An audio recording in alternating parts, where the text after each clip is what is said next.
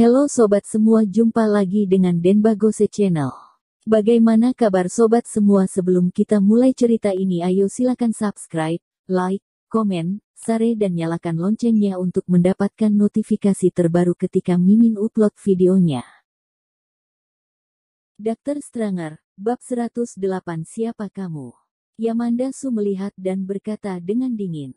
Kak Mia, tangani saja masalah ini. Kak Mia menggeleng tak berdaya. Kamu benar-benar nenek moyang aku. Siapa laki-laki itu? Apa aku kenal dia? Yamanda Su menggelengkan kepalanya. Dia tidak ada di lingkaran industri hiburan. Jangan tanya. Kak Mia menghela nafas lega. Tidak apa-apa. Itu mudah dilakukan jika tidak bergelut dalam lingkaran industri hiburan. Nenek harus membicarakan hal ini dengan aku lain kali, atau hati aku tidak tahan. Yamanda Su masih berwajah dingin. Aku tahu. Agen tersebut dengan cepat menyelesaikan prosedur untuk Yamanda Su dan meninggalkan kantor polisi dengan dikelilingi oleh semua orang.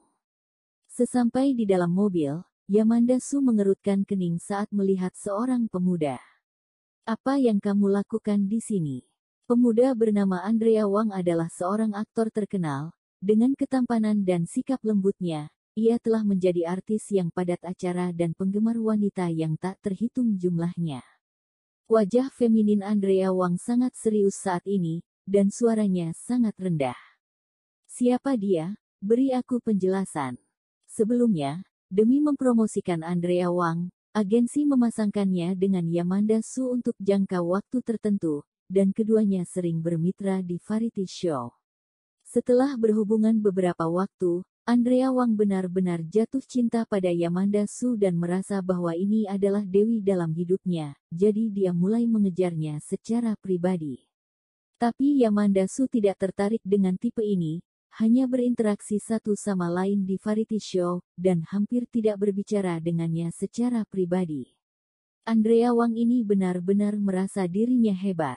Setelah dipasangkan sekali dalam acara TV, lantas dia pikir mereka adalah pasangan nyata. Yamanda Su berkata dengan dingin.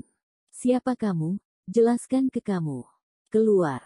Bagaimanapun, dia adalah senior industri musik. Yamanda Su tidak mudah diprovokasi, dan ditambah perusahaan memberinya kepribadian yang sombong dan glamor, dan itu adalah karakter yang dibuat khusus untuknya. Oleh karena itu, meskipun artis padat acara seperti Andrea Wang, dia tidak peduli sama sekali. Wajah Andrea Wang menjadi pucat untuk sementara waktu, sedikit masam, mengertakkan gigi dan berkata, Yamanda, kamu sebaiknya memperingatkan dia dan membiarkan dia menjauh dari kamu, jika tidak, aku tidak akan melepaskannya. Yamanda Su menatapnya dengan dingin, mengutuknya, lalu masuk ke mobil, menutup pintu, dan pergi.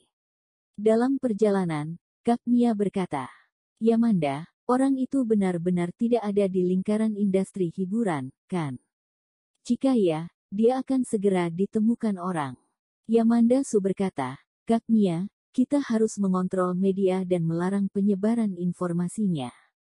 Meskipun Yamanda Su tidak peduli jika dia memiliki skandal atau berita gosip, tetapi Thomas Kin tidak bersalah, dia sudah membantunya malam ini, jangan sampai malah terlibat. Mendengar perlindungan Yamanda Su dengan cara ini, Kak Mia mengerutkan kening. Kamu tidak benar-benar pacaran, kan? Yamanda Su tidak menjawab, tapi memejamkan mata dan diam saja. Kak Mia menggelengkan kepalanya tanpa daya, tidak peduli siapa dia, untuk menjadi pacar Yamanda Su, khawatirnya harus menanggung banyak tekanan.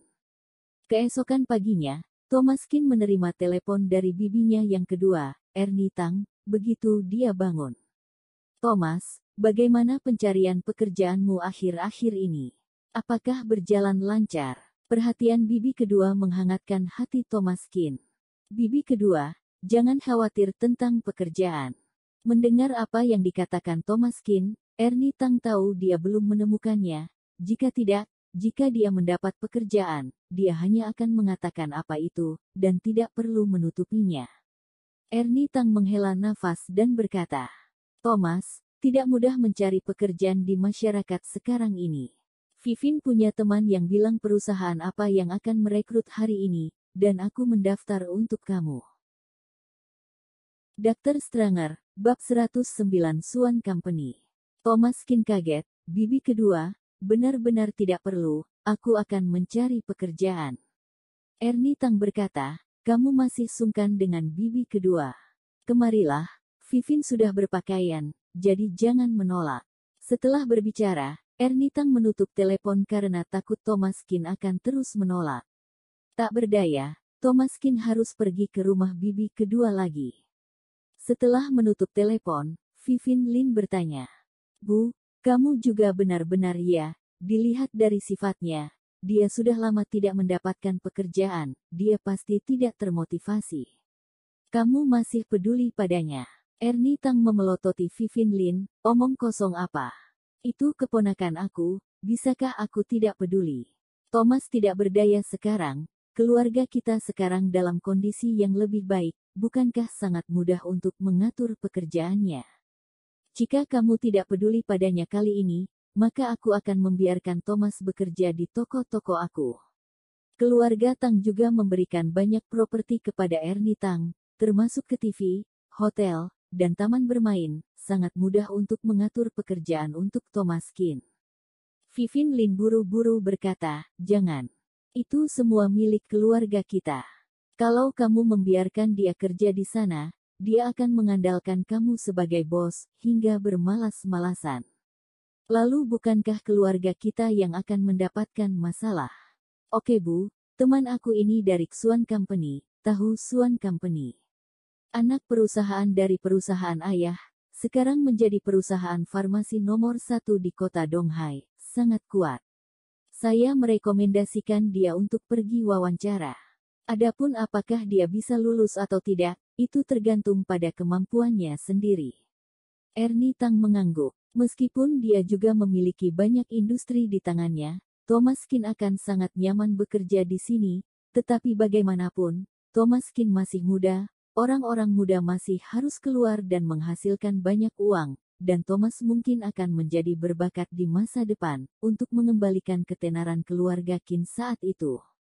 Ernie Tang berkata, baguslah, kamu beritahu lebih banyak hal baik kepada teman kamu, jika benar-benar tidak bisa, kita bisa kasih uang. Vivin Lin tidak bisa berkata-kata, Bu, apa maumu? Itu adalah Suan Company.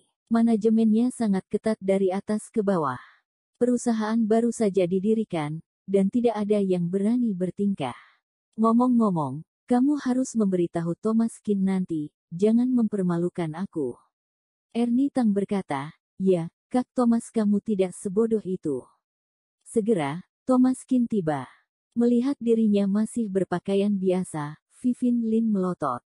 Sudah tahu akan wawancara, dia tidak berpakaian bagus. Setidaknya dia harus memakai jas untuk menunjukkan rasa hormat, bukan? Bibi kedua. Ernie Tang tersenyum begitu melihat Thomas Kin. Thomas sudah datang. Ayo, bibi kedua kasih kamu uang, kamu pergi beli jas sendiri dan bersiap untuk wawancara. Thomas Kin berkata, bibi kedua tidak perlu, itu tidak perlu. Ernie Tang mengerutkan kening, kenapa tidak perlu? Ambil saja jika kasih untuk kamu, kenapa kamu sungkan pada bibi kedua? Ernie Tang menyelipkan Thomas Kin sebuah kartu bank. Vivin Lin kesal melihat dia seperti ini. Dia jelas datang untuk berlindung di rumah mereka, tapi dia masih terlihat dingin. Bukankah cukup dengan menundukkan kepalanya dan mengucapkan beberapa kata lembut? Sok gengsi. Masih menganggap dirinya adalah tuan muda. Vivin Lin berkata, Suan Company yang kubawa kamu untuk wawancara hari ini sangat besar. Kamu harus memakai jas untuk wawancara. Jangan mengira karena aku menggunakan koneksi untuk memasukkan kamu, maka kamu pasti akan bisa masuk 100%, itu tetap tergantung dari kemampuan kamu. Thomas Kin mengerutkan kening, Suan Company.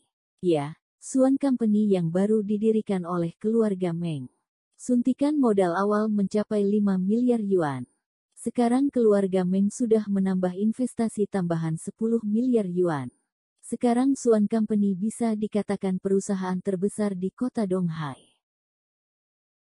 Bersambung. Terima kasih kepada kalian yang telah menonton video ini. Jangan lupa tekan tombol subscribe-nya dan nyalakan notifikasinya untuk mendapatkan video-video seru lainnya dari channel Denbagose.